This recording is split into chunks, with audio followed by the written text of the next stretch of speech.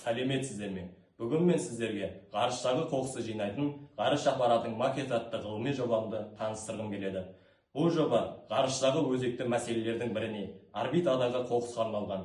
Адамзат 20 ғасырдан бастап ғарыш кеңістігін игере бастады. Алғашқы спутник ұшырылғаннан бері орбитада мыңдаған жасанды денелер қалқып жүр. Өкінішке орай, олардың көпшілігі ескірген спутниктер, зымыранның бөлшектері, істен шыққан құрылғылар.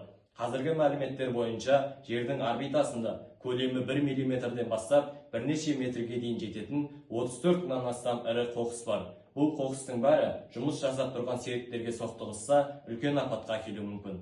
Тіпті Кислер синдром деп аталатын құбылыс бар. Бірінші соқтығыс екіншісін туғызып, ақырында орбитаны толығымен пайдалануға жарамсыз ету қаупі бар. Сондықтан менің жобамның басты мақсаты осы мәселені шешудің бір моделін көрсету. Жобаның мақсаты Arduino негізінде шағын макет құрастырып, ғарыш қоқысын жинауды үлгі ретінде көрсету.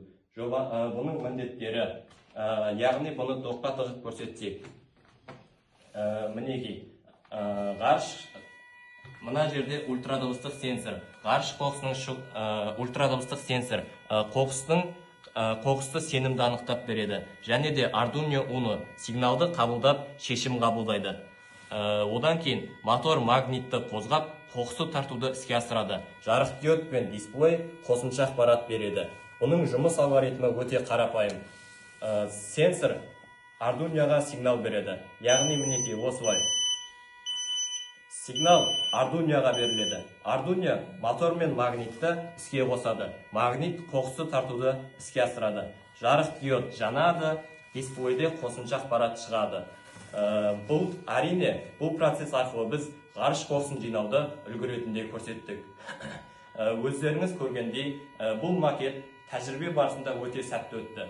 Сенсор 10-20 сантиметрдегі сенімді анықтап берді.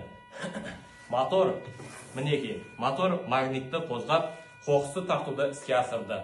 Жарық диод пен дисплей жүйенің жұмысын түсінікті етті. Әрине, бұл тек шағын үлгі. Бірақ біз осы макет арқылы ғарыш аппараттарының құрылысын түсінуге мүмкіндік береміз.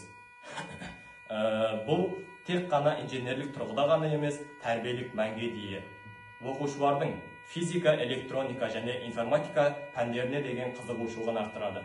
Екіншіден, ғылыми ойлау қабілетін дамытады. Үшіншіден, экологиялық жауапкершілікті қалыптастырады. Өйткені ғарыш біздің ортақ емес. Қорыта айтқанда, ғарыштағы қоқысты жинайтын ғарыш аппаратының макеті бұл болашақта жасалған алғашқы қадам. Әрине, бұл қазір қарапайым деңгейде, бірақ болашақта осының идеяларының негізінде жаңа технологиялар шығып, ғарышымызды таза әрі қауіпсіз етуге мүмкіндік береді деп сенемін. Менің ғылыми жобамды назарларыңызға ұсынып тыңдағандарыңызға рахмет. Сұрақтарыңыз болса, қуана жауап беремін.